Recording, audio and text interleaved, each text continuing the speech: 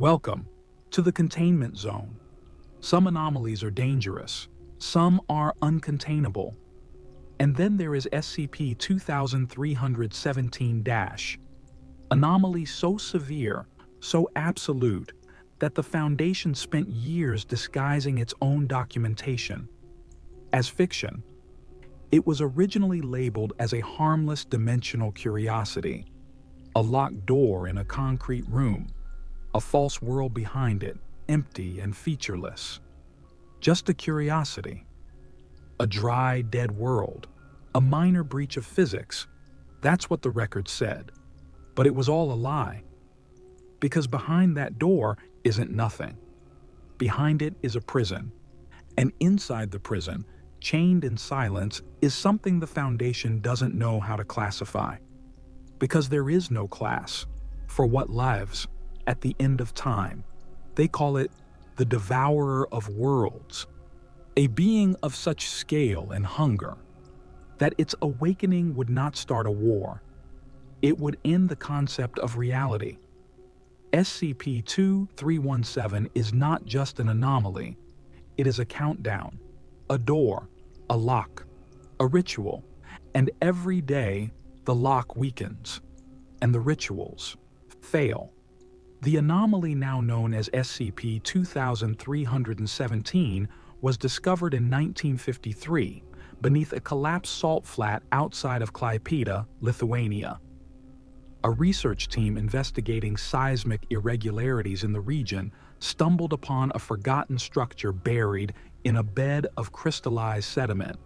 It was a door, wooden, worn, weathered by time but still intact.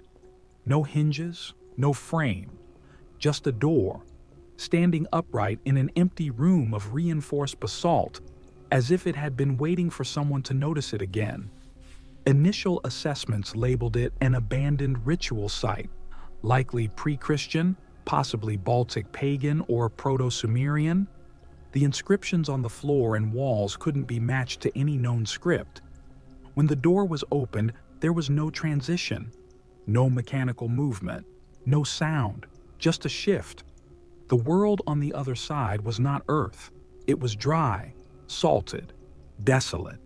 A windless desert stretched in every direction under a dark, swollen sun that hung low in the sky like a blood clot threatening to burst. No signs of life, no gravity deviation, no evidence of habitation. Foundation geologists ran soil tests. Foundation physicists logged minor gravitational and temporal anomalies. Conclusion: a dead alternate dimension, harmless. The anomaly was labeled SCP-2317 and classified as safe. Containment procedures were minimal. Access required only Level 2 clearance. A small outpost was established just inside the door. Cots, food supplies, research equipment. Everything was calm for nearly 7 years. Then, something moved. One researcher, Dr. Samuel Guerin, returned from the far edge of the dead plain. With an expression no one could interpret, he said he saw a shadow beneath the salt, that he could feel pressure in the air, like something enormous was holding its breath, beneath the crust of the world. They laughed, told him the heat was playing tricks, told him to sleep it off.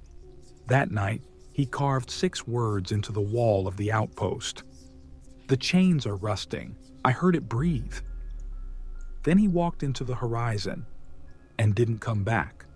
In the weeks following Dr. Guerin's disappearance, the Foundation expanded its survey deeper into the dimensional plane beyond SCP-2317's door.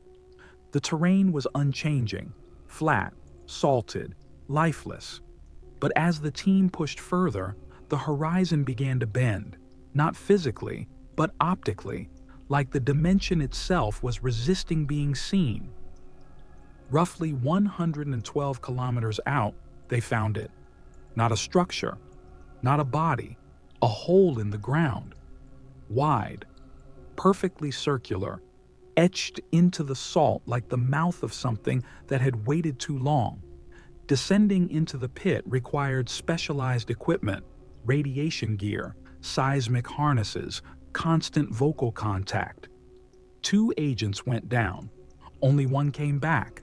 The survivor was incoherent, eyes bloodshot, skin cracked from dehydration despite full hydration protocol. He kept whispering the same phrase, "It isn't dead. It's dreaming." The mission was terminated.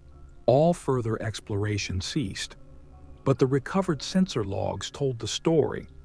Below the pit lay a chamber, a perfect sphere carved from unknown material, housing something massive. Something chained. The heat signature was still active. The chains, 7 of them, radiated pulses of energy that fluctuated in a pattern, like heartbeats or breaths. A global containment re-evaluation followed. The door was reclassified. Containment was rewritten. The anomaly was no longer a curiosity. It was a prison. And every day the chains that held the entity below, what some personnel began calling the Devourer, grew weaker. The Foundation's Thaumaturgy Division confirmed it. The chains weren't just metal, they were ritual constructs, bound by symbols, by belief, by repetition. And if they failed to be renewed, the being beneath the salt would rise, and there would be no second door, only an ending. After confirming the entity beneath the salt was real, alive, chained, and waiting, the Foundation implemented a containment measure unlike any in its history. A ritual. It wasn't magic in the traditional sense. Not candles and circles, not incantations, but structure, symbol, sacrifice. The ritual had to be performed daily without fail in precise form, each action calibrated to reinforce the metaphysical integrity of the chains that held the Devourer in place. Each of the 7 chains responded to a different aspect of the ritual. One to words spoken in perfect meter. One to the act of offering, a symbolic object cast into the pit. One to blood, just a drop, no more, no less. One to observation, a watcher who never broke line of sight. One to song, made not with melody, but with tone and pressure. One to memory, recited in full, from a script no one was allowed to read twice. And one to fear. That last part couldn't be faked. The ritual required the participant to be afraid, not play acting, not sterile caution, real fear, because the chains could tell the difference. At first, D-class personnel were used, selected for their psychological volatility, trained just enough to follow the steps, executed immediately after to ensure the ritual would not be contaminated by future recollection. But over time, something changed. The ritual began to thin. The symbols carved into the stone near the pit faded faster. The salt took longer to absorb the offerings. The air grew heavier.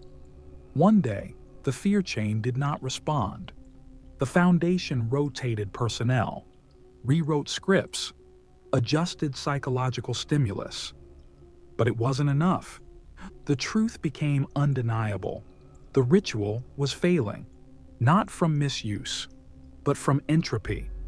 Belief, the Thaumaturgy Division explained, is a finite fuel. You can only fear something for so long before your soul grows tired. They tried artificial intelligence, simulated worship, ritual loops. None of it held, because the chains weren't powered by performance. They were powered by conviction, and the world had stopped believing in monsters chained beneath salted skies. There had always been a 7th chain, but unlike the others, measured, observable, reinforced by act and word, the final chain was different. It had no physical anchor, no ritual cue, no structure to trace.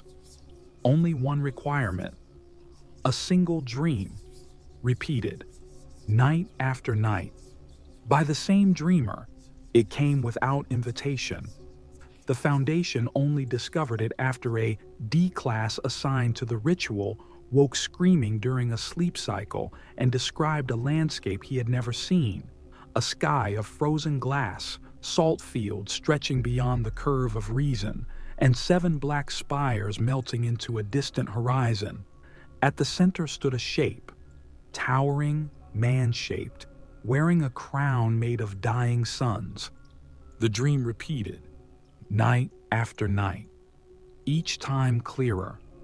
And each time, the 7th chain would pulse, as if acknowledging the dreamer, as if drawing breath through him. That man was designated D-12,649, and for 14 nights he dreamed. Then, the 15th night came, and he didn't. His body was found in his cot, peaceful, undisturbed, perfectly intact. Except for one thing. There was no brain inside his skull. Not removed, not extracted, gone. No signs of trauma, no incision, just an empty space where thought had once lived. The 7th chain did not pulse the next morning. Since that incident, no other dreamer has lasted longer than 3 nights. Some scream until they're sedated. Others go quiet and never wake. One walks straight into the salt pit mid-sentence. His final words, "It opened its eyes this time." The thaumaturgy division concluded that the 7th chain was more than a tether. It was a memory, not of the devourer, but of the moment it awakens, and those chosen to see it in advance. Pay a toll the mind can't afford. The 7th chain is now unstable. Its pulse, once steady, now flickers irregularly.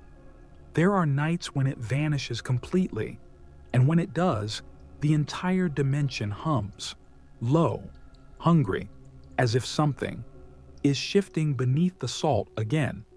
SCP-2317 was once labeled safe. That word is still in the file.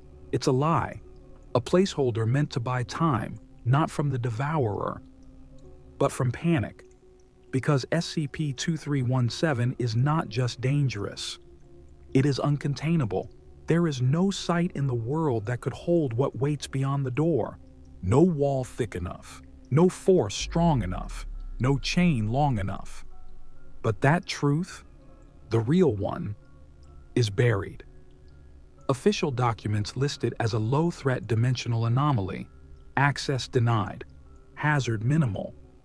But the people who know the truth, the archivists, the ritualists, the remaining dreamers, they walk the corridors of the Foundation with a shared burden, the understanding that the world continues to spin only because a script is followed, and no one forgets to be afraid, and yet fear is fading. You can only stare at the edge of the end for so long, before your eyes adjust to the dark. Internal documents from Site-179's containment team reveal that fewer and fewer staff are willing to take ritual assignments. The attrition rate is staggering.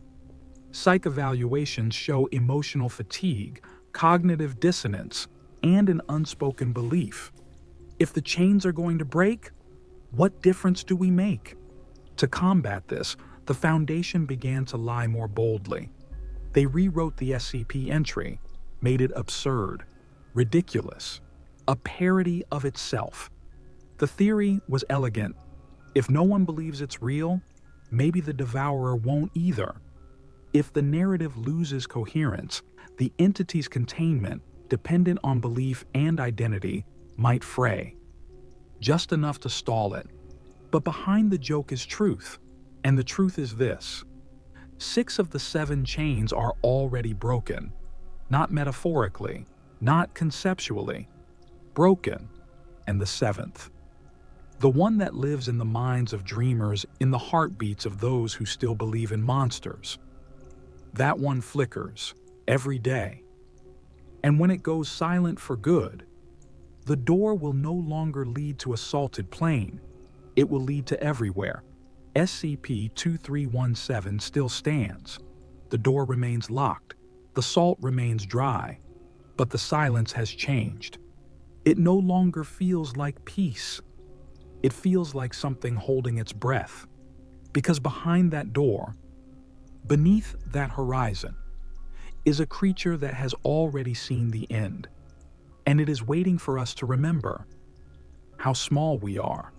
Every protocol still functions. Every ritual still runs. But their weight is fading. The chains were not meant to last forever. They were meant to warn us that there are things older than time, things too vast to name, too real to deny. And once the last chain breaks, it won't be rage, it won't be punishment, it will be hunger, without thought, without morality, without pause. A being that doesn't destroy out of anger, but because destruction is the only shape it remembers. The Foundation can no longer contain it. They can only delay it. And they're running out of names. For what comes next, thank you for entering another anomaly in the Containment Zone. And if you ever come across a door that feels too still in a place no door should exist, don't open it, because what waits behind it has already opened you.